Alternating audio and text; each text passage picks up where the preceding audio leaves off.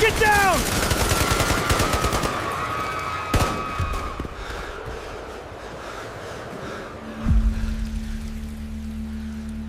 The gunshot rang out before anyone in the ballroom understood what was happening. Glass shattered. Women screamed and dove beneath tables. Security tackled a man near the entrance, wresting a pistol from his hand as champagne flutes crashed to the marble floor. And in the center of it all, billionaire Julian Hart stood frozen, staring at the woman he had just knelt in front of, the woman he had, seconds earlier, asked to marry him in front of 300 guests and a live broadcast audience of 2 million people. "Get down," he shouted, throwing himself over her small frame as security dragged the shooter away. When the chaos finally settled, when the lights came back up, and the murmurs of the crowd turned to confused, horrified whispers, Julian Hart lifted his head and looked into the terrified eyes of Elena Marsh, a seamstress who mended curtains for a living, who 3 years earlier had stitched his wounds shut in the back room of a failing tailor shop and asked for nothing in return. "Someone just tried to kill me," he whispered, "on the one night I finally told the truth." Before we go further into this story, if you love tales of hidden identities, second chances, and billionaires who choose character over class, hit that subscribe button right now and drop a comment telling me where you're watching from. Trust me, you do not want to miss where this one goes. 3 years before that gunshot echoed through the Grand Continental Hotel, Julian Hart was not a billionaire hiding behind bodyguards and glass towers. He was a bleeding man crawling through an alley behind Marsh and Daughter's tailoring, clutching a wound in his side, certain he was going to die in the rain. He didn't remember the men who'd attacked him. He didn't remember why. All he remembered was pain, and then a door opening, and then a woman's face, sharp-eyed, unimpressed, utterly unafraid, looking down at him like he was an inconvenience rather than a miracle waiting to happen. "You're bleeding on my back step," Elena said flatly. "I'm sorry," Julian managed. "I'll move." "Don't be dramatic." She grabbed him under the arms and hauled him inside with a strength that surprised him. "You'll bleed out in the street and then I'll have a body on my conscience. Get up." She laid him on a cutting table between bolts of fabric and spools of thread, and for the next hour she worked on him with a sewing needle and steady hands, murmuring instructions to herself the way a surgeon might.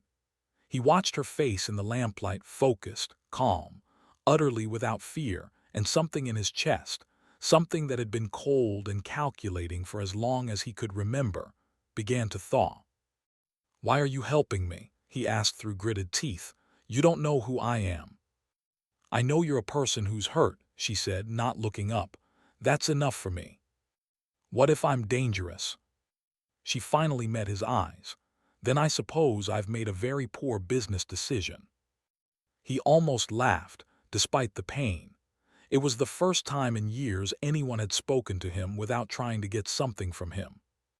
He stayed in the back room of her shop for 11 days, healing under a name that wasn't his. David, he told her, a name plucked from nowhere, while 3 floors of executives at Hart Industries searched frantically for their missing CEO, unaware he was 6 miles away, learning how to thread a needle from a woman who owned nothing but talent and patience.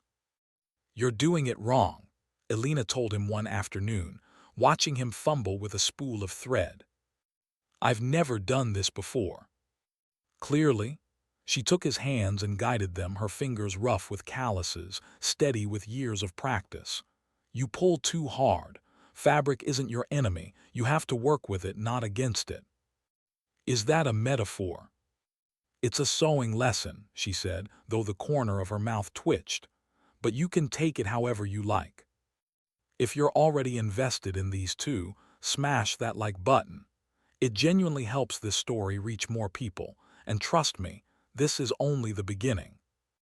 He learned in those 11 days that Elena Marsh had inherited the shop from her mother, who'd inherited it from hers, and that she worked 16-hour days to keep it running while raising her younger brother, Tobias, alone. He learned she'd never traveled outside the county. He learned she gave away scraps of fabric to street children so they could make dolls, and that she skipped her own dinner twice that week so Julian, could have enough to eat. He learned that for the first time since his father died and left him an empire to run alone. He felt like a human being instead of an asset. On the 12th day, 3 black cars pulled up outside the tailoring shop. Elena watched from the window, confused, as men in suits fanned out across the street, showing a photograph to passers-by. "David," she said carefully, "there are men outside asking about a missing businessman. The photo looks." She turned. He was standing there, freshly shaved, and for the first time she saw his face without the beard, without the exhaustion, without the disguise of pain. Her breath caught. "It's you," she whispered. "Elena. You're Julian Hart." She backed away, her hand pressed to her mouth. "You own half the buildings in this city. You own the company that tried to buy out this street 2 years ago and evict every shop on it, including mine. I didn't know. You didn't know your own company was trying to bulldoze my mother's shop." Her voice cracked, disbelief and hurt tangled together. "You let me believe you were nobody." "I needed to be nobody," he said quietly. "For the first time in my life, I needed someone to see me and not my money." "And did you get what you needed?" Her eyes were glassy now, furious and wounded at once. "Because I gave you 11 days of my food, my medicine, my brother's bed. I gave you the truth about my life while you gave me a lie about your name." "I'm sorry," he stepped toward her. "Elena, please." "Get out," she said, "before those men find you here and decide I had something to do with whatever happened to you."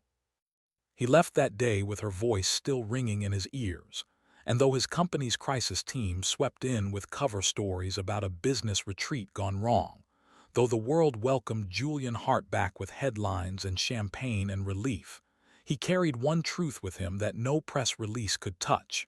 He had found something real, and he had ruined it with a lie. He didn't go back to the shop. Pride, shame, and the crushing responsibility of running a company that had nearly collapsed in his absence kept him buried in boardrooms for the next several months. But he never forgot her.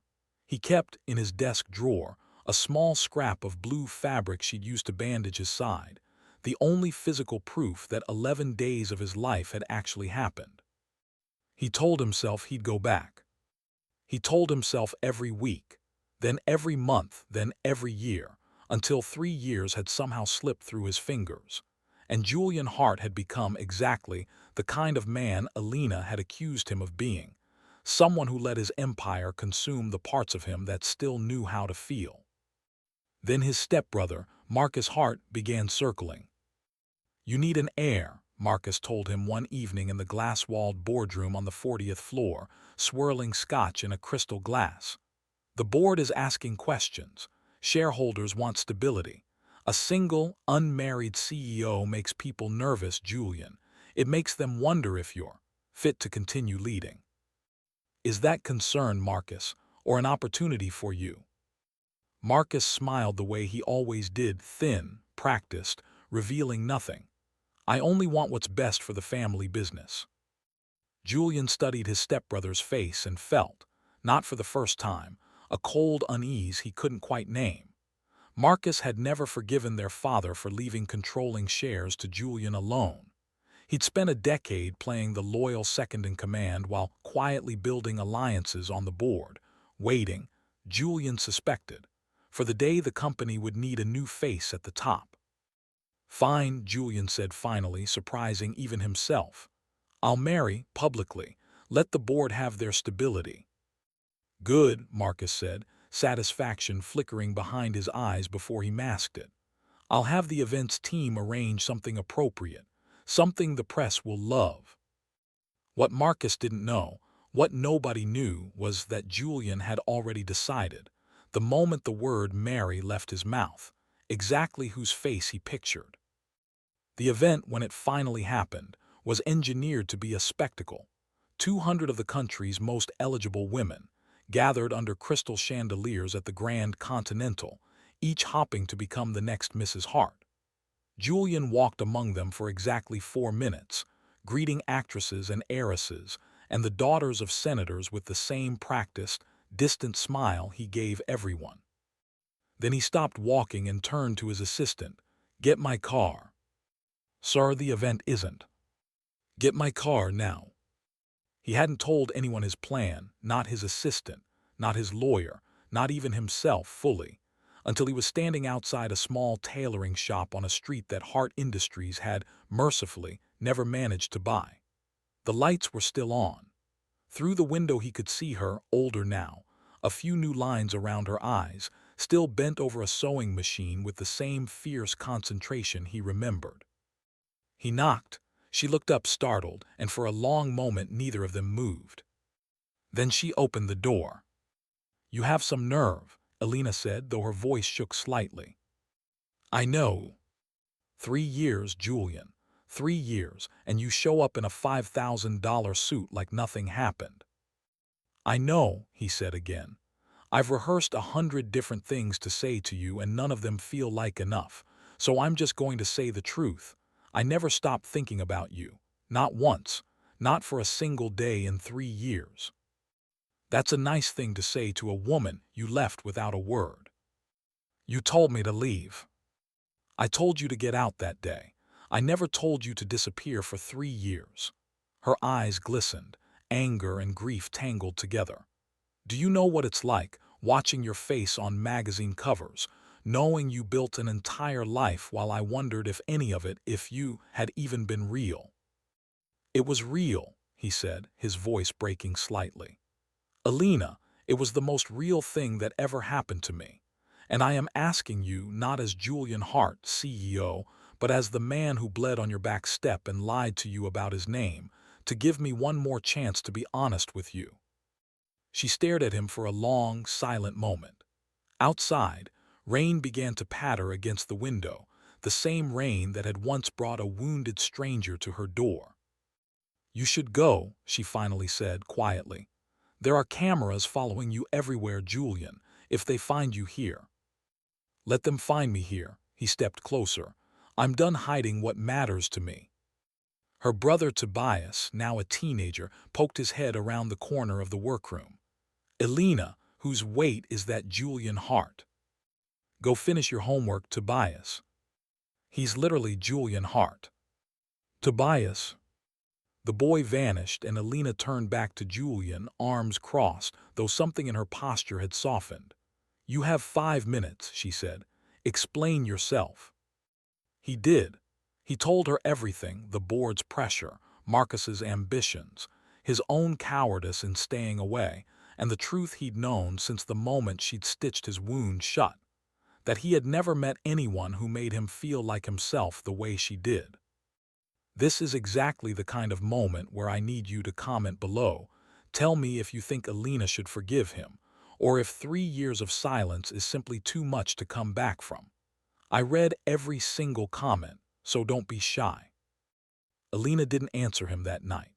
But 2 days later, when Julian's assistant delivered an envelope to the shop containing a single handwritten note, "I am not asking you to become anything you're not. I'm asking you to let me be honest, finally, about who I already am to you." She found herself standing outside the Hart Industries building for the first time in her life, staring up at the glass tower that had once tried to erase her mother's shop from the map. The lobby went silent when she walked in. Receptionists stared. A junior executive nearly dropped his coffee.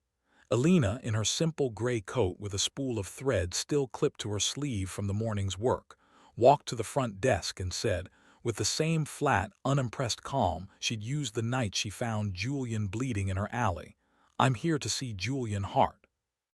"Do you have an appointment?" "No." "I'm sorry, but Mr. Hart doesn't take unscheduled." "Tell him it's Elena." The receptionist hesitated, then made the call. 90 seconds later, the elevator doors opened, and Julian Hart, CEO of a $12 billion company, a man who had kept presidents waiting for meetings, walked across his own lobby at a near run. "You came," he said, breathless. "Don't get used to it." But she was smiling, just slightly, and he felt something in his chest unclench for the first time in 3 years. They began slowly. Coffee at first in quiet corners of the city where cameras rarely reached. Then dinners. Then long walks where Julian, stripped of his usual armor of assistants and schedules, talked more honestly than he had in a decade. Elena, in turn, allowed herself, carefully, guardedly, to imagine a future that included him. But Marcus Hart was watching, and Marcus Hart did not like what he saw. A seamstress, Marcus said one evening, disgust barely concealed beneath his composed exterior. You want to hand the Hart name, the Hart legacy, to a woman who patches trousers for a living. Her name is Elena, Julian said coldly, and she's worth more than every person in this boardroom combined. The shareholders will revolt. Then let them revolt. Julian's voice hardened. I built this company back from the ground the year I disappeared, Marcus. I earned the right to choose who stands beside me while I run it. Marcus's jaw tightened, but he said nothing further, which, Julian would later realize, should have worried him more than any argument. 3 weeks later, Julian called a press conference. He stood before the same cameras that had chronicled his disappearance 3 years earlier and announced, without hesitation, that he intended to marry Elena Marsh, publicly, at the same grand continental ballroom where 200 women had once gathered hoping to be chosen. I searched this city for the right partner, he told the room, Elena's hand steady in his. I found her 3 years ago in the back room of a tailoring shop when she saved my life and asked for nothing in return. I am done pretending that story isn't the most important one I have. The room erupted into questions, flashing cameras, murmurs of shock and admiration. And in the back of the ballroom, unnoticed by everyone except Julian, who had learned, the hard way, to watch his stepbrother's face for the flicker of something dangerous, Marcus Hart smiled the same thin, practiced smile he always wore, and slipped quietly out a side door. If this story has you on the edge of your seat, now is the perfect time to hit subscribe, because what happens next changes everything, and I promise you did not see this twist coming. The night of the wedding announcement gala arrived 3 weeks later. It was meant to be a celebration, a formal unveiling of Julian and Elena's engagement before the city's elite, broadcast live to millions. Elena wore a simple ivory dress she'd sewn herself, refusing every designer gown offered to her, insisting that if she was going to stand in front of the world as Julian's future wife, she would do it in something made by her own hands. You look beautiful, Julian told her backstage, taking both her hands in his. I look like myself, she corrected gently, which is the only thing I know how to be. That's why I love you. The ceremony began. Julian took the stage, spoke of second chances and honesty, and knelt in front of the woman who had once stitched his wound shut and asked for nothing. The room held its breath. Then the gunshot rang out. Chaos erupted instantly, screams, shattering glass, security tackling a masked man near the entrance as guests dove for cover. Julian threw himself over Elena, shielding her body with his own as the room dissolved into panic around them.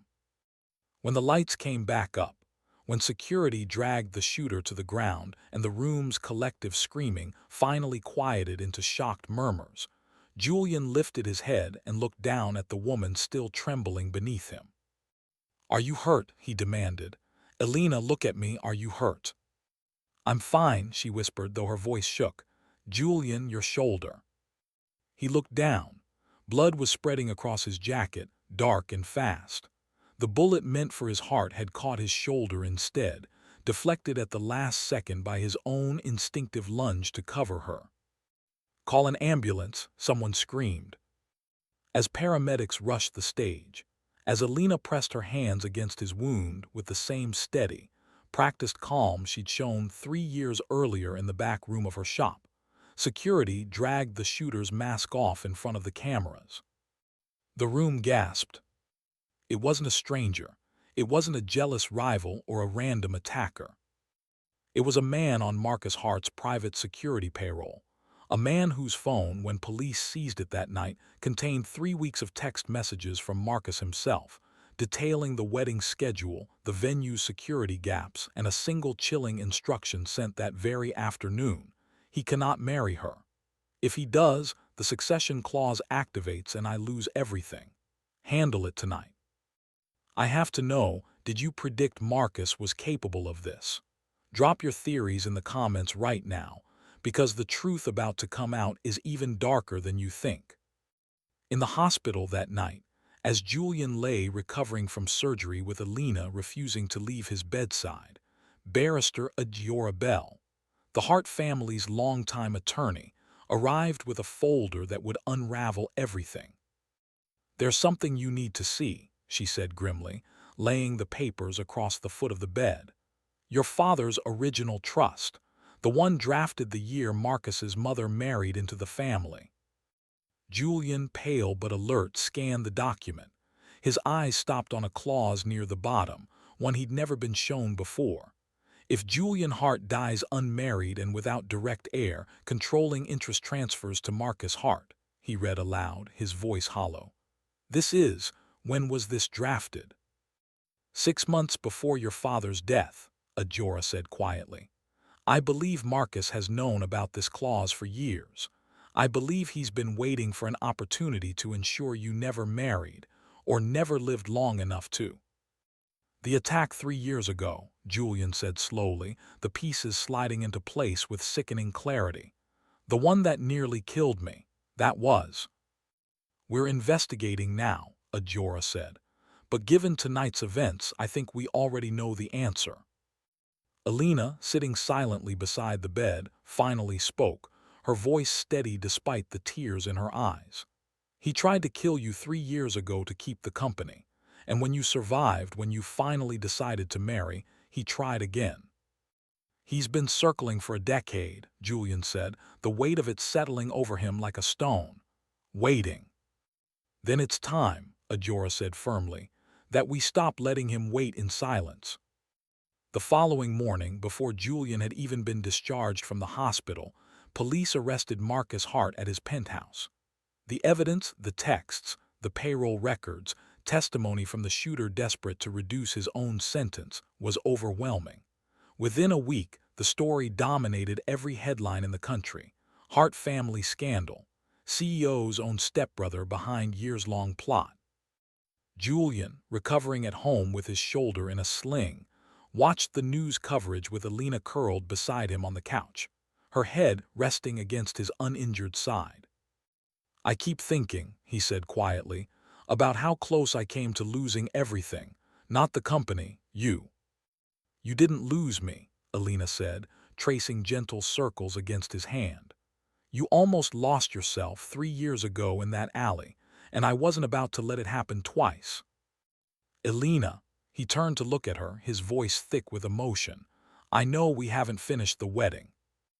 I know it was interrupted in the worst possible way. But I need you to know none of that changes what I want. I still want to marry you. Today, tomorrow, whenever you're ready. Bullet or no bullet." She smiled, tears slipping down her cheeks. "You really are terrible at giving up. I learned it from a woman who once refused to let a stranger die on her back step." She laughed a real laugh, warm and unguarded, and kissed him gently, careful of his injured shoulder. "We're getting close to the end of this incredible story, and if you've made it this far, I need you to do me a favor: hit that like button right now. It tells me you're loving the ride, and it helps this story reach so many more people who need to hear it." 6 weeks later, Julian and Elena were married, not in the grand, chandeliered ballroom of the Continental Hotel, but in the small courtyard behind Marsh and Daughter's tailoring, surrounded by neighbors, old customers, and the fabric scrap children Elena had spent years feeding and clothing for free. Tobias, now taller and prouder than ever, walked his sister down a makeshift aisle lined with spools of colored thread strung between lampposts.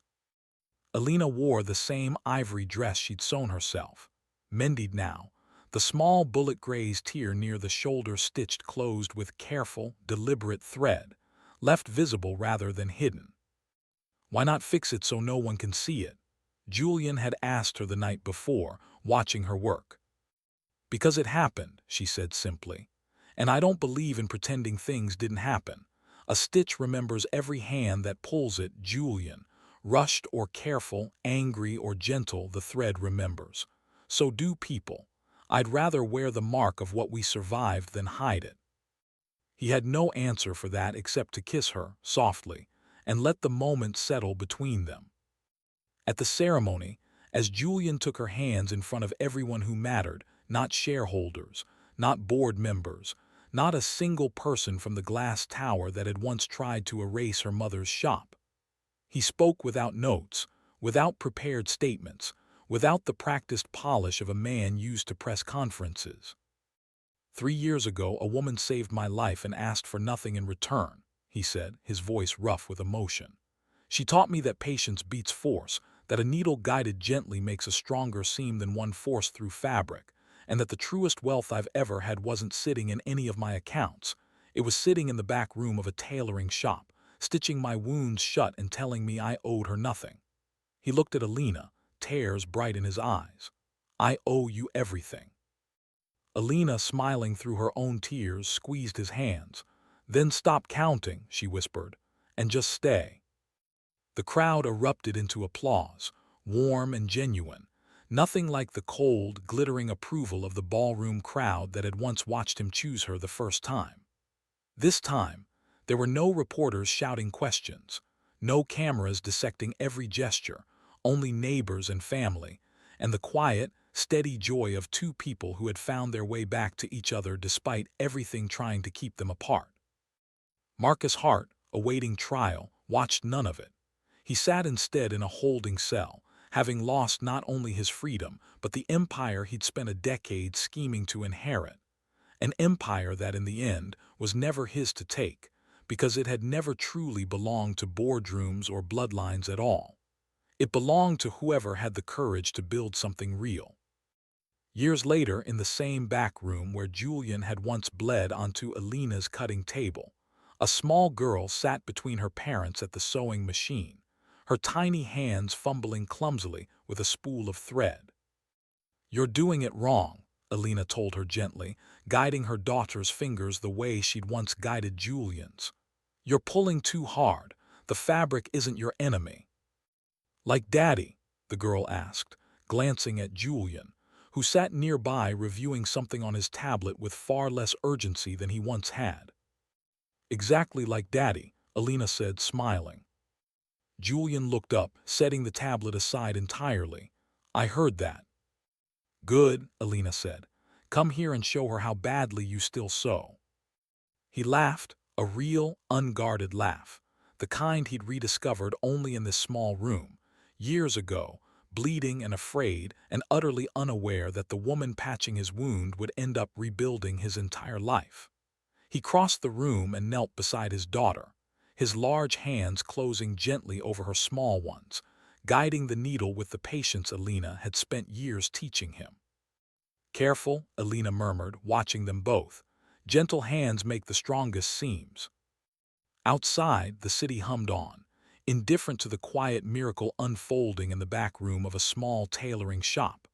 A billionaire who had once refused every beautiful woman in the room, and found in the end that the truest life he ever built was the one stitched together, thread by careful thread, by the quiet woman who never asked him for anything at all. If this story moved you even a little, please take 10 seconds to like, comment your favorite moment, and subscribe for more stories just like this one. And if you're new here, welcome. You just found your next favorite channel. See you in the next story.